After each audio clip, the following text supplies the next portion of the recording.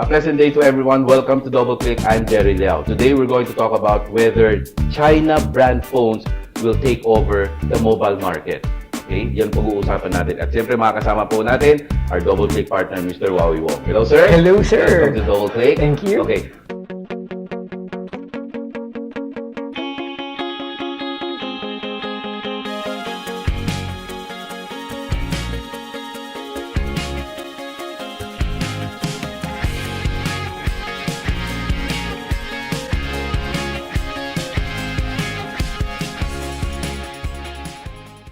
Sir, I'm sure you're so aware na pagdating sa mobile brands, mobile phone brands, Yes. ang dami na yung mga China brands, hindi ba?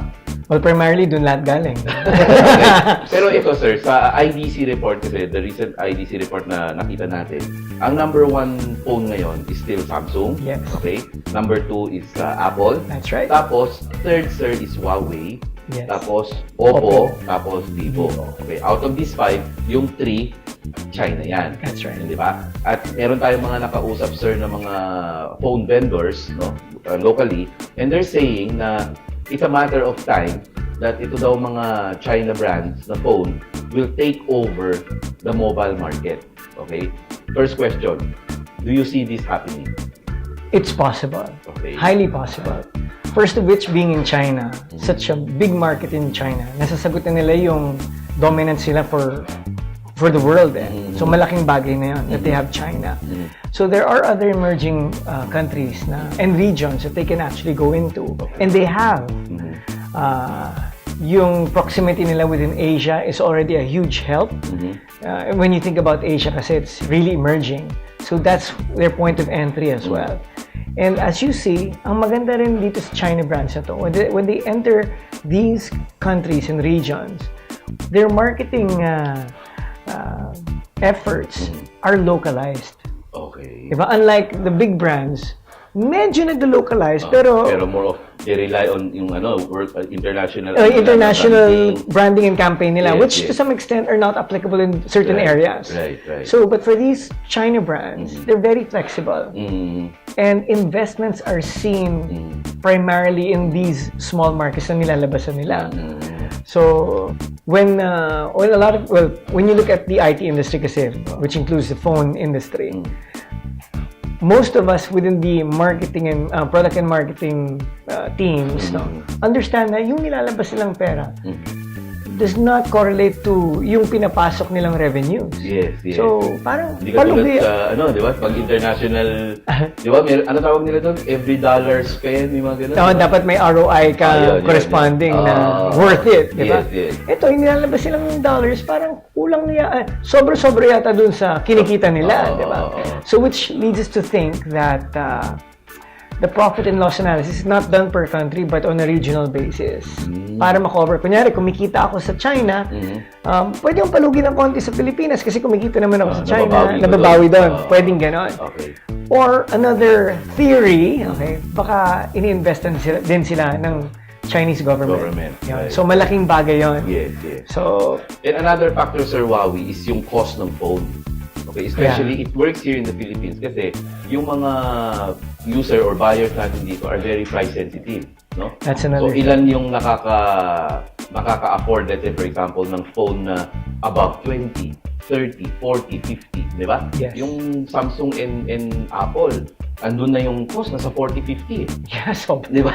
even siguro, ikaw, for example, na gumagamit before ng Samsung or Apple, pag umabot na dun sa price na yun na 50K, parang magdadalawang isip ka na is it worth the investment? hindi lang dalawa. Tatlo. At mag-iisip ka na talaga. The money saved can be spent somewhere else. No? Do I really need a 50,000 worth na phone? Hindi ba? And yun nga, yung pag-iisip ng iba, let's say, bumili ako ng China branded na phone, no? And let's say, for example, 10,000, the way they think, I can already buy 5 of this compared to 1. Diba? So, yung appeal niya, in as far as Filipino consumer is concerned, malaki. Di ba? Yes. Ang concern ko lang, sir, dun sa nabanggit nyo, na tamang-tama yung price point niya in our, majority of our market. Yes. But meron din yung kapalit sa kanila. Kasi, as you go among these cheaper models and SKUs, mas maliit din ang kita. Yes. So, ang kalaban mo talaga dapat ma-compensate mo on volume. Right. Para lang ma-realize mo Mabawi yung, mabawi mo lang yung nilabas mo. So, for every brand, para maging successful, dapat malinis yung kanyang offering na malakas siya sa high-end niya, mid, and yung low. Kasi pag malakas ka sa high-end mo, doon ka may kita to cover yung mga possible losses mo sa baba. Diba? To keep you running and alive. Right. Kasi otherwise, okay ka ngayon, lumalaban nga sa volume, diba? Right. But then, ano kaya yung stacking nila of products? Baka halos wala sa high-end that would keep their margins, their revenues up. At baka nandun lang sa baba, which is detrimental in the future. But basically, that remains to be seen because Yes. right now, their objective, I think, is brand awareness and market share. Yes. Tapos papasok later on yung sinasabi mo nga. Yes, exactly. Diba? So titignan natin kung worth it ba yung investment na ginagawa nila ngayon. And is it wise? Is it wise? And that could be determined in the near future. No? Yes. Pero right now, it seems they're doing something right because they're everywhere, no? Narinig mo talaga sila. And yun nga, in terms of preference, medyo bumababa yung dalawa at lahat napunta dito. Exactly. Yan, Diba? yun yung biggest trend ngayon na, tinatamaan na yung dalawa. Right, oo. Considering yung mga brand ambassadors ba na kinukuha nila, ay hindi yan pipitsugin. Medyo sikat yan, na medyo mahal ang bayad yan, di ba? So, name recall and everything, nandyan lahat, di ba? Pero very valid yung point mo. For how long? Can you sustain this? And are you in it for the longer term or the longer period? True, kasi iba rin yun eh. Hindi lang naman yung nakikita ng consumers yun. Ang laki din ng investment sila among their resellers eh. Right. Ang laki ng incentives. So, if one day, sabi mo, okay, wala na tayo, titigil tayo. Pati yung resellers mo. Tatamaan. Tatamaan mo. Ikaw, ay, wala na. Ay, dito na lang ako sa kabila. Yes. So, walang loyalty dyan. We should know better. Okay, Sir Wowie, maraming salamat for your inputs and we hope to have you again on the show. Thank you, sir. Okay, for more of DoubleClick, please visit our website www.infochat.com.ph. Thank you for watching DoubleClick. Have a great day. God bless everyone.